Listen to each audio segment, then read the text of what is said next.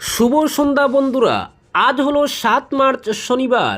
আজকের সন্ধ্যার বিশেষ বিশেষ খবর হলো লুরিন গগৈর দাবিতে জুটে জট দক্ষিণ করিমগঞ্জে। নবম ও দশম শ্রেণীর 10টি বইয়ে সংশোধন আনছে শিক্ষা পর্ষদ। 2026-27 শিক্ষাবর্ষে পাঠ্যক্রমে বড়সড় রদবদল। আবহাওয়া পরিবর্তনের পূর্বাভাস, 8 জেলায় বৃষ্টির সঙ্গে হতে পারে বজ্রপাত, জারি সতর্কতা। বাড়বে না তেল গ্যাসের দাম, স্বস্তির বার্তা কেন্দ্রের। 2-এর বেশি সন্তান হলেই 25,000 করে পুরস্কার। জনসংখ্যা বাড়াতে প্রকল্প ঘোষণা চন্দ্রবাবু সরকারের। বিজেপির লক্ষ্য 2026 নয় 2047 সাল, বললেন মুখ্যমন্ত্রী হিমন্ত বিশ্ব। উজানে মুখ্যমন্ত্রীর আশীর্বাদ যাত্রা অব্যাহত। হাইলাকান্দিতে বিজেপি প্রার্থিত্ব প্যানেলে 5, সাসপেন্স জিইয়ে থাকছে 15 মার্চ পর্যন্ত। এ ব্যাপারে বিস্তারিত থাকবে প্রতিবেদনে।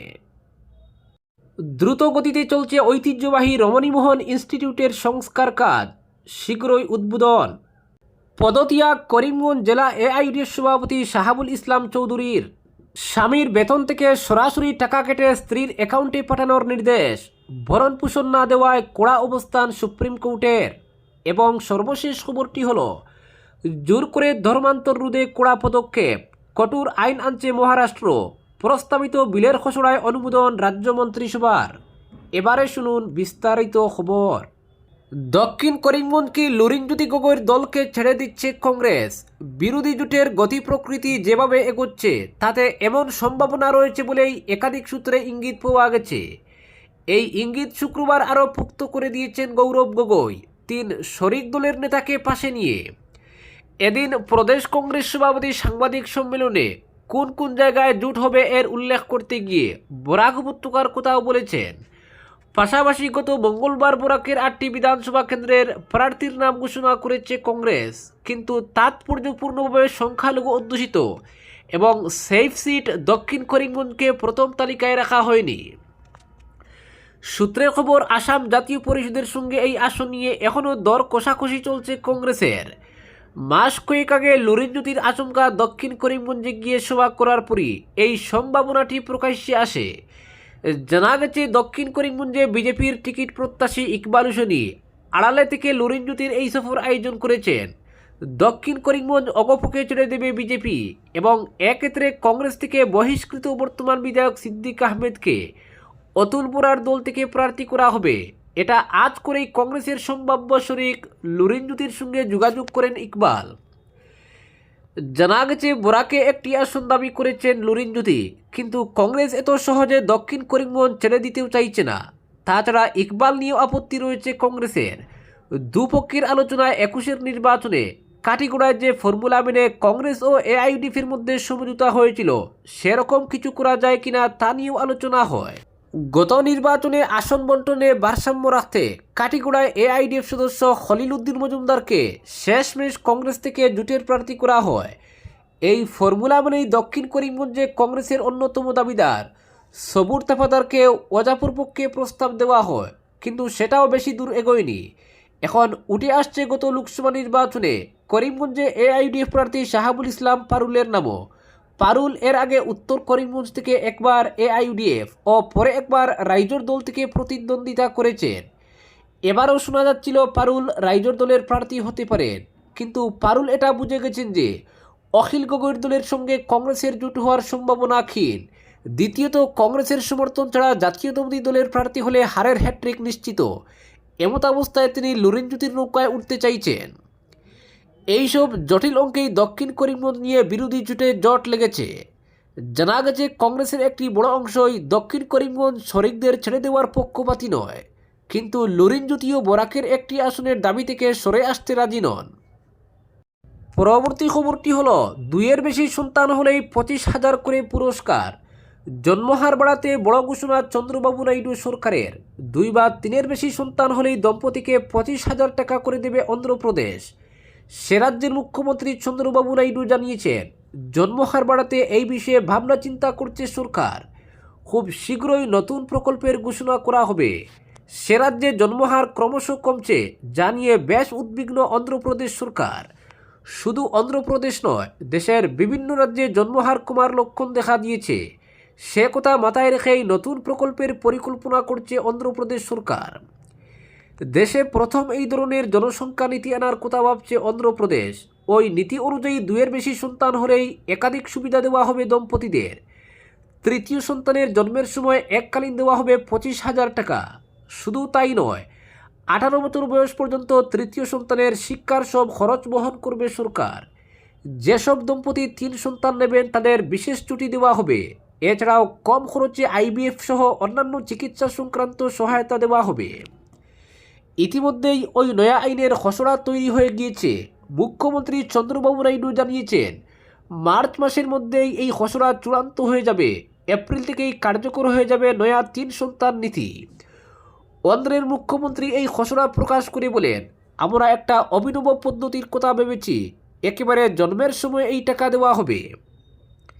এই প্রকল্প খেলা গড়িয়ে দিতে চলেছে। উল্লেখ্য, দেশের জনসংখ্যা যখন হু হু করে বাড়ছিল, সে সময় দক্ষিণ ভারতের রাজ্যগুলিতে কড়াভাবে জনসংখ্যা নিয়ন্ত্রণের চেষ্টা করে প্রশাসন, তাতে সাফল্য এসেছে। দক্ষিণের অধিকাংশ রাজ্যে জন্মের হার এই মুহূর্তে জাতীয় গড়ের তুলনায় অনেকটাই কম। অন্ধ্রপ্রদেশও ব্যতিক্রম নয়। এই মুহূর্তে গোটা দেশে মহিলা পিছু প্রসবের হার 2.11। সেখানে অন্ধ্রে মহিলা পিছু প্রসবের হার 1.5। চন্দ্রবাবু মনে করছেন, দক্ষিণী রাজ্যে জন্মহার এখনই বাড়ানো উচিত। জন্ম নিয়ন্ত্রণ করতে গিয়ে জাপান, কোরিয়ার মতো দেশগুলি সমস্যায় পড়েছে। কারণ সে দেশে মানুষের আয়ু বাড়লেও জন্মের হার সমানুপাতিকভাবে বাড়েনি। ফলে দেশে বৃদ্ধের সংখ্যা বেড়েছে, কমেছে তারুণ্য, যার প্রত্যক্ষ প্রভাব পড়েছে অর্থনীতিতে। পরবর্তী খবরটি হলো, হাইলাকান্দিতে বিজেপি প্রার্থিত্ব প্যানেলে 5, সাসপেন্স জিইয়ে থাকছে 15 মার্চ পর্যন্ত।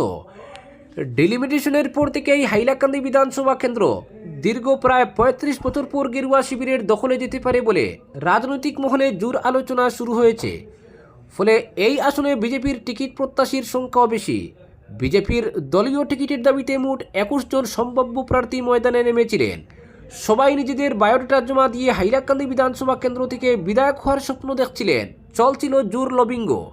তবে বিজেপির শীর্ষ সূত্র অনুযায়ী ইতিমধ্যেই রাজ্য বিজেপি এই 21 জনের মধ্যে থেকে 5 জনের নাম কেন্দ্রীয় কমিটির অনুমোদনের জন্য পাঠিয়েছে। এই 5 জনের মধ্যে কে হবেন শেষ পর্যন্ত বিজেপির প্রার্থী, তা নিয়ে এখন রাজনৈতিক মহলে জল্পনা তুঙ্গে। প্রাপ্ত তথ্য অনুযায়ী গতবারের হাইলাকান্দি আসনের বিজেপি প্রার্থী ডক্টর মিলন দাসের নাম এই 5 জনের প্যানেলে রয়েছে।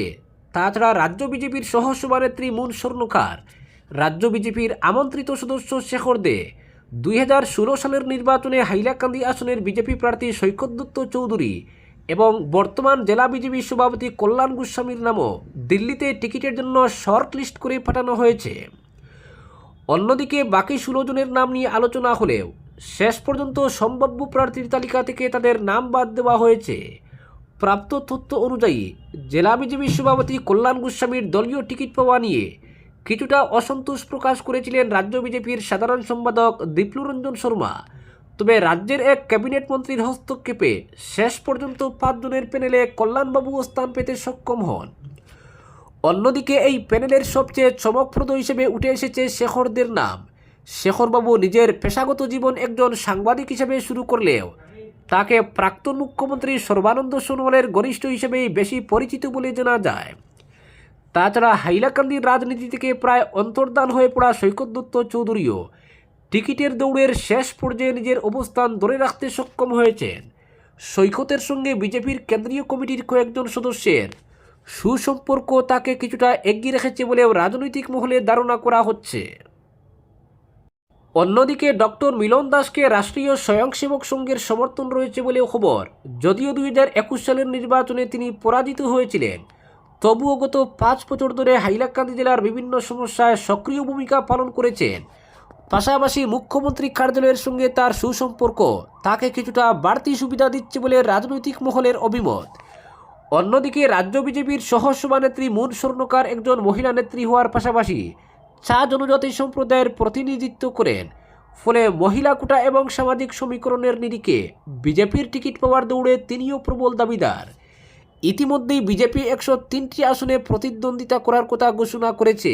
এর মধ্যে প্রায় 10% আসন মহিলাদের জন্য সংরক্ষিত থাকবে বলেও মুখ্যমন্ত্রী জানিয়েছেন। তাই এই সমীকরণে হাইলাকান্দি আসনে মন সরকারের সম্ভাবনাও বেড়ে গেছে। সব মিলিয়ে হাইলাকান্দি বিধানসভা আসনে বিজেপির প্রার্থীর নাম ঘোষণা নিয়ে সাসপেন্স আগামী 15 মার্চ পর্যন্ত বজায় থাকতে পারে বলে খবর। শেষ পর্যন্ত কোন সমীকরণে কাকে দলীয় টিকিট দেওয়া হয় সেদিকেই নজর এখন রাজনৈতিক মহলের।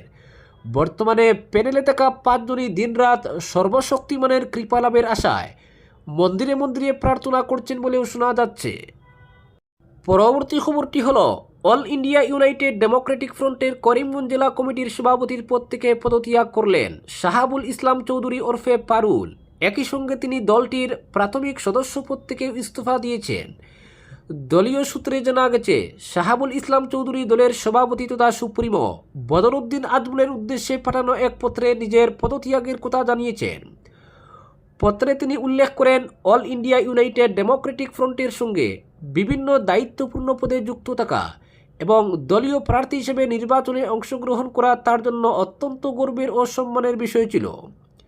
তিনি আরও বলেন, দরিদ্র ও পিছিয়ে পড়া মানুষের কল্যাণে বদরুদ্দিন আজমের সামাজিক কাজ ও অঙ্গীকারী তাকে দলের আদর্শের প্রতি আকৃষ্ট করেছিল। তবে পত্রে তিনি বর্তমান সময়ে বিশেষ করে বরাক উপত্যকায় দলের পরিস্থিতি খুব একটা আশাব্যঞ্জক নয় বলে উল্লেখ করেন। তিনি জানান, দলের আদর্শ সাধারণ মানুষের মধ্যে ছড়িয়ে দিয়ে গ্রহণযোগ্যতা বাড়ানোর জন্য তিনি যথাসাধ্য চেষ্টা করেছেন, কিন্তু নানা কারণে আজ দলের অবস্থা ক্রমশ নষ্ট হচ্ছে। অবশেষে দীর্ঘ চিন্তাভাবনার পর করিমগঞ্জ জেলা কমিটির সভাপতির পদ থেকে এবং দলীয় প্রাথমিক সদস্য পদ থেকেও ইস্তফা দেওয়ার সিদ্ধান্ত নিয়েছেন বলে জানান শাহাবুল। পত্রের শেষে তিনি দলের দায়িত্ব পালনের সময় তাকে যে সুযোগ ও আস্থা প্রদান করা হয়েছে তার জন্য কৃতজ্ঞতা প্রকাশ করেন এবং বদরুদ্দিন আজমলের সুস্বাস্থ্য ও মানসিক শান্তি কামনা করেন। তবে আসন্ন বিধানসভা নির্বাচনকে সামনে রেখে শাহাবুল ইসলাম চৌধুরীর সভাপতি পদ থেকে পদত্যাগ এআইইউডিএফ দলের জন্য এক বড় ক্ষতি বলে মনে করছে রাজনৈতিক মহল। পরবর্তী খবরটি হলো, স্ত্রী ও সন্তানের ভরণ পোষণের টাকা না দেওয়ায় এক ব্যক্তির বিরুদ্ধে কড়া অবস্থান নিল সুপ্রিম কোর্ট। আদালতের একাধিক নির্দেশ অমান্য করায় এবার সরাসরি তার বেতন থেকেই টাকা কেটে স্ত্রীর অ্যাকাউন্টে জমা দেওয়ার নির্দেশ দেওয়া হয়েছে। প্রতি মাসে 25,000 টাকা করে ওই অর্থ পাঠাতে হবে বলে জানিয়েছে শীর্ষ আদালত। বিচারপতি জেবি পারদিওয়ালা এবং বিচারপতি কেবি বিশ্বনাথনের বেঞ্চ ওই নির্দেশ দিয়েছে। আদালতের নির্দেশ বারবার উপেক্ষা করা এবং সিদ্ধান্ত নেওয়া হয়েছে বলে জানানো হয়েছে। মামলার নথি অনুযায়ী 2022 সাল থেকে আলাদা থাকছেন স্বামী স্ত্রী। তাদের 4 বছরের একটি কন্যা সন্তান রয়েছে, যাকে একাই বড় করেছেন মা। স্ত্রীর অভিযোগ, গত কয়েক বছরে সন্তানের দেখাশোনার জন্য স্বামী কোনো আর্থিক সাহায্য করেননি, এমনকি মেয়ের সঙ্গে দেখা করতেও যাননি তিনি। এই মামলায় আগেই মধ্যস্থতার চেষ্টা করেছিল সুপ্রিম কোর্ট। সেই সময় নির্দেশ দেওয়া হয়েছিল আলোচনায় অংশ নিতে স্ত্রী ও সন্তানের যাতায়াত খরচ হিসাবে 25,000 টাকা করে দিতে হবে স্বামীকে, কিন্তু সেই নির্দেশও মানেননি অভিযুক্ত ব্যক্তি। এর আগে 2024 সালে ম্যাজিস্ট্রেট আদালত অন্তর্বর্তী নির্দেশে জানায়, ভরণ পোষণবাবদ স্ত্রীকে মোট 1,38,000 টাকা দিতে হবে, কিন্তু স্বামী দাবি করেন তিনি আর্থিক সমস্যায় রয়েছেন। পরে আদালত জানতে পারে তার মাসিক বেতন প্রায় 50,000 টাকা। সেই প্রেক্ষিতেই আদালত তাকে স্ত্রীর অ্যাকাউন্টে 2,50,000 টাকা জমা করার নির্দেশ দেয়, কিন্তু সেই নির্দেশও কার্যকর হয়নি। পরিস্থিতি দেখে শেষ পর্যন্ত কড়া পদক্ষেপ নেয় সুপ্রিম কোর্ট।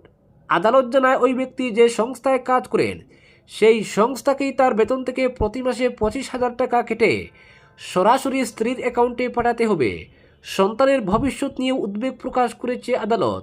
জানা গিয়েছে, স্ত্রীর বাবার মৃত্যু হয় তিনি বর্তমানে এক আত্মীয়ের বাড়িতে মেয়েকে নিয়ে থাকেন। আগামী এপ্রিল মাসে এই মামলার পরবর্তী শুনানি হবে, তখন আদালত দেখবে নির্দেশ ঠিকমতো কার্যকর হয়েছে কিনা।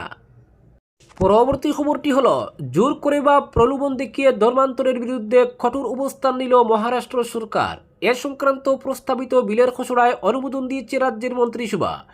বিলটি বিধানসভায় পেশ করা হলে তা আইনে পরিণত হওয়ার পথ খুলে যাবে। নতুন আইনে জোরপূর্বক বা প্রতারণার মাধ্যমে ধর্মান্তরের অভিযোগ প্রমাণিত হলে তা জামিন অযোগ্য অপরাধ হিসেবে গণ্য হবে। রাজ্যের মন্ত্রী নীতেশ রানে জানিয়েছেন, বহুদিন ধরেই বিভিন্ন সংগঠন ও সমাজকর্মীরা জোর করে ধর্মান্তরের অভিযোগ তুলে প্রতিবাদ জানিয়ে আসছিলেন।